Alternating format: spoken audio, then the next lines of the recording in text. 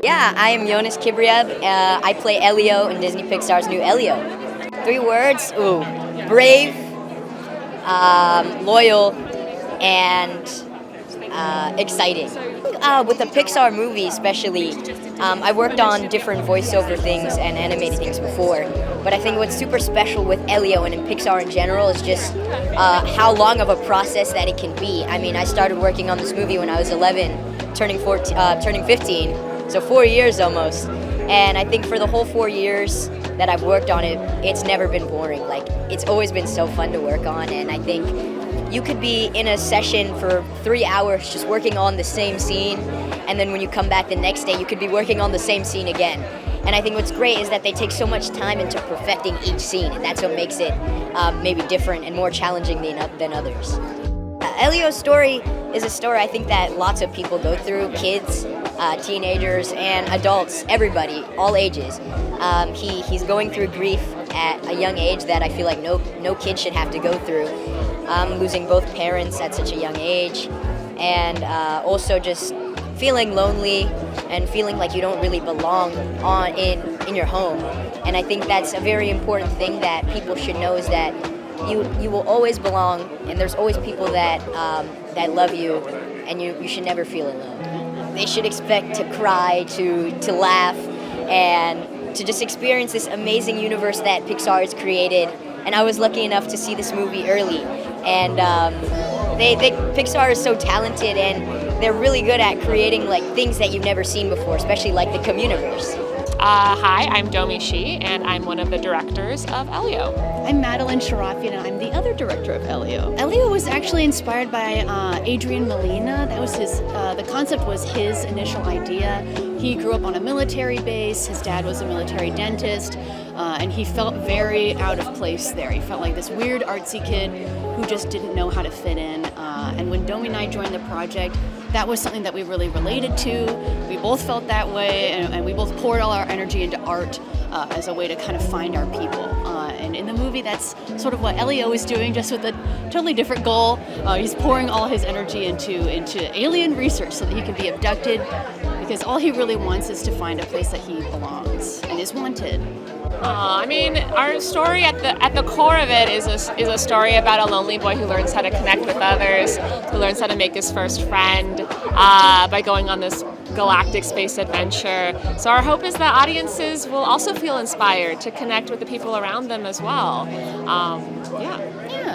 My name's Shirley Henderson, and I play which is this tiny little liquid supercomputer they describe her as. She's like this size, and she floats about and escorts Elio all over the place, and is there to meet him. She's like a meet and greet type character, PA, facilitator, that type of thing. So, well, it's Disney. It's very exciting to be asked to do something like that, or to at least try out for something like that. I don't know, the team just very nice. In the end, it's like every other job. You are just there to do the work. You're in a tiny little studio just by yourself, and you're linking up with people, and you're trying to come up with what they might want. So you don't feel the bigness of it. It's events like this you start to realise, well, people are interested in this. But it was lovely. The team were amazing, really down to earth and lovely. So it's okay to dream. It's okay to wish for things that you can't quite see yet, you can't quite feel. You might not get that, but you might get something else bigger than what your actual reality is. Or a sense of, it's just to sense that there's something bigger to care for. And Elio is Well, I know that it's very colourful. I know that the special effects are mind-blowing. I just think a lovely journey. You know, there's the world of where we're here, and then there's this other thing that happens. And whether it's real or not, you can imagine that. So I think just go with it, enjoy it, feel that there's loneliness, themes of loneliness, loss.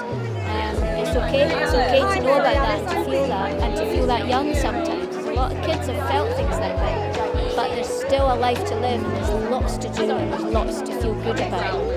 I am Brad Garrett and I play Lord Grygon. He is a very misunderstood villain and he is intense, he is overreactive.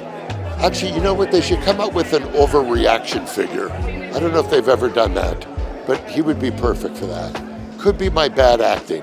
I'm not sure really what fault it is, but he's kind of the bad guy in the Elio movie, but with Elio's compassion and young wisdom, I think he learns a bit how to be a better villain, can you say that? And a good father.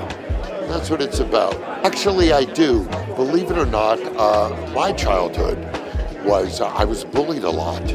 Because I have to tell you, you're going to find this interesting. I was always very large. I was like 6 feet at like 13. So all my classmates thought I was either an undercover cop or flunked 4 grades. So I was bullied a lot because I wasn't a tough kid. So I kind of really related to that with Elio. And I was trying to find out, what my thing was. And I think that's what the film is about, to embrace your uniqueness. It's tough not to follow the herd, especially nowadays. So what's great with working with Pixar is obviously the writing, the animation, and it's incredibly collaborative. You kind of discover the character together with the other creatives. So that's always fun and helpful. I think they should expect that parenting isn't that easy, but it's tougher, I think, growing up as a youngster, trying to find out who you are. And it never changes. You know what I'm saying? I mean, I'm still searching for who I am, and it's not looking great. It is not looking great. I'm down to 4 personalities. Yes, so I'm Aston Marigold and I play co-worker Aston, just like me.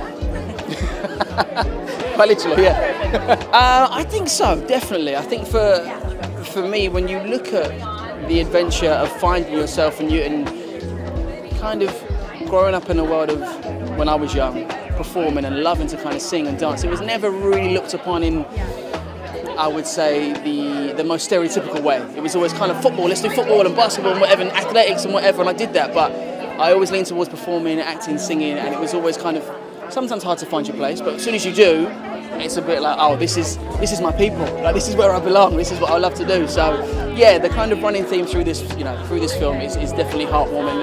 There's a massive lesson, I think, to be learned from it as well. So it's nice that this is the introduction that, as a dad, my kids are kind of going to see, this side of this. Yeah, at Pixar, the way we make movies is we ask directors for ideas.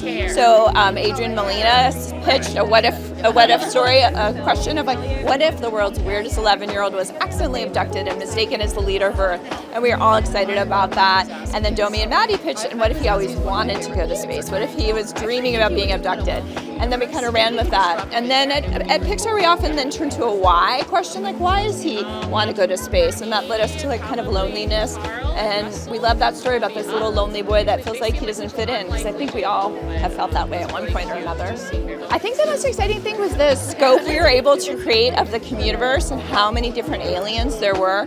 If you think about old sci-fi films, they're so limited by technology. It's often just a person in a suit, and they all look like people, to be honest. And with animation, we can do anything. And so, and we're always pushing ourselves at Pixar. So this is the biggest set we've ever made. It's one of the biggest worlds we've ever created, and we have 16 different species of aliens plus different types. So I think it's one of the richest worlds we've ever built. Yeah, I think at Pixar, I love a Pixar movie where I leave thinking about something, and here we have a bunch of different things we're hoping people leave with, but my main one is just that we've all felt lonely at one point or another, right? And you can feel like there's something wrong with you and you can put up armor and not want to reach out to people. But I think, as we can see, maybe you can find friendship or connection anywhere in the world. Maybe it's a toothy worm across the universe who has no eyes but can still see you. And if you can risk and bring that armor down, and maybe collectively all of us can do that, we can see in the communiverse they've done that. They've found a way to work together. So it's really about connection. I hope that's what people leave the theater thinking.